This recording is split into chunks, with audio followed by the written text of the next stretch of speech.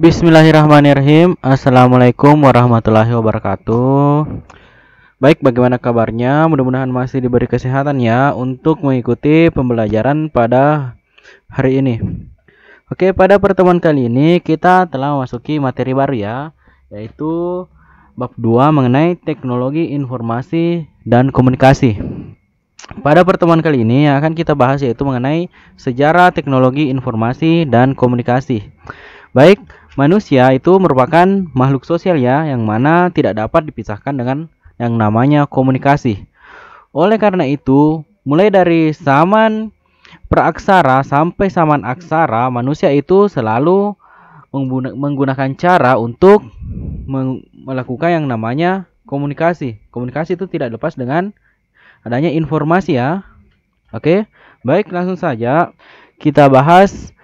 Yang pertama itu mengenai masa praaksara, yaitu sebelum 3000 sebelum Masehi ya. Pada masa praaksara ini artinya manusia itu masih belum mengenal yang namanya tulisan. Sehingga pada zaman ini informasi itu didapat berupa gambar-gambar yang digambar di gua-gua, bebatuan, tebing ataupun di tanah yang memiliki kontur yang keras. Oke. Baik, ini ada contoh gambar-gambar ya yang dapat ditemukan di gua-gua pada zaman manusia purba ya. Ini kalau dulu dia itu masih belum mengenal namanya tulisan, sehingga manusia purba itu menggunakan simbol-simbol atau berupa lukisan-lukisan seperti ini untuk sumber informasi, untuk berkomunikasi ya. Oke. Bisa dipahami? Kemudian selanjutnya kita masuk pada zaman aksara. Nah, pada zaman ini artinya manusia itu telah mengenal namanya tulisan. Nah, perkembangan teknologi informasi pada zaman ini terbagi atas beberapa. Oke. Kita lihat yang pertama itu pada zaman 3000 sebelum Masehi. Nah, pada zaman ini manusia itu sedikit banyaknya sudah dapat mengeluarkan suara dan sudah bisa berbicara. Informasi itu digunakan sebagai bagian dari ritual atau upacara tertentu. Manusia juga sudah mulai mengenal namanya simbol atau tulisan untuk berkomunikasi dan memberikan informasi. Nah, simbol-simbol ini pada zaman 3000 SM itu disebut dengan nama piktograf. Dia itu menggunakan namanya piktograf pada zaman 3000 SM. Tapi itu sudah berupa simbol-simbol ya, simbol-simbol sederhana yang pada zaman itu bisa diartikan sesama manusia ya. Oke, bisa dipahami? Kemudian selanjutnya itu pada zaman 2900 SM. Nah, pada zaman ini itu pada bangsa Mesir kuno. Dia itu telah menemukan yang namanya huruf hieroglif. Nah, dia itu menggunakan huruf hieroglif ini untuk setiap ungkapan ya, yang biasanya terdapat pada batuan, bangunan, kulit kayu ataupun pada hewan. Oke, bisa dipahami itu. Ini sudah kalau tahun 3000 tadi ini ada namanya piktograf. Kalau tahun ini ada huruf hieroglif. Bedakan ya. Bisa dipahami? Kemudian selanjutnya pada tahun 500 sebelum Masehi. Ini juga pada masih bangsa Mesir. Dia itu yang menemukan huruf hieroglif ya. Nah, kemudian pada zaman ini dia juga menggunakan namanya tanah liat. Dia itu sebagai untuk menulis. Nah, dia itu menggesekkan tanah liat atau dia menggoreskan lempengan tanah liat itu pada sebuah media yang terbuat dari serat pohon papirus yang banyak terdapat di sekitaran Sungai Nil. Nah, ini sudah bisa namanya menulis ya. Tapi dia itu masih menggunakan media berupa tanah liat ya. Oke.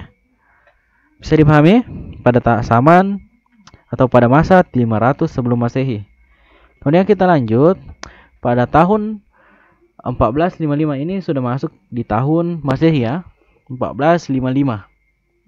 Nah, pada zaman ini yaitu memasuki zaman yang hampir modern ya. Nah, dia itu mulai menciptakan namanya mesin cetak yang terbuat dari plat besi yang sedemikian rupa sehingga menghasilkan namanya huruf. Nah, orang yang pertama kali mengembangkan mesin cetak ini yaitu Johann Gutenberg. Nah, kemudian dia itu menggantinya plat besi ini tadi. Nah, ini plat besi ini diganti dengan menggunakan bingkai yang terbuat dari kayu. Nah, bingkai tadi itulah yang digunakan untuk menulis. Nah, ini yang mengembangkan ya Johann Gutenberg pada tahun 1455. Kemudian selanjutnya pada tahun 1830 ini ada Augusta Lady Byron bekerja sama dengan Charles Babbage membuat sebuah program tulisan pada komputer dengan menggunakan mesin analytical yang didesain untuk menerima data, mengolah data, dan menghasilkan bentuk keluaran data. Nah, kemudian mesin ini tadi dikenal sebagai komputer digital pertama. Itu hanya menggunakan mesin analytical ya, kayak kalkulator digunakan. Nah, telah disebut sebagai komputer digital. Ini masih kayak kalkulator ya. Kemudian selanjutnya pada tahun 1837. Nah, ini ada Samuel Morse. Dia itu bersama dengan Sir William Cook dan Sir Charles Weston. Dia mengembangkan telegraf yang menggunakan kode Morse. Nah, ini sudah menggunakan kode Morse ya. Ini Morse yang kayak di pramuka itu kode Morse. Nah, itu pengiriman informasi ini menggunakan kabel sebagai penghubung antar tempat yang kira-kira berjauhan. Nah, dengan waktu pengirimannya itu dan penerima itu hampir sama ya. Antara contoh ini sama ya. Kalau kita itu ada telepon kabel yang menggunakan apa namanya? Tali ya, kemarin begini ya. Nah, ini masih menggunakan kabel ya untuk menghubungkan. Nah, ini antara informasi yang didapat dari sini ini hampir sama. Oke, bisa dipahami? Kemudian selanjutnya pada tahun 1861.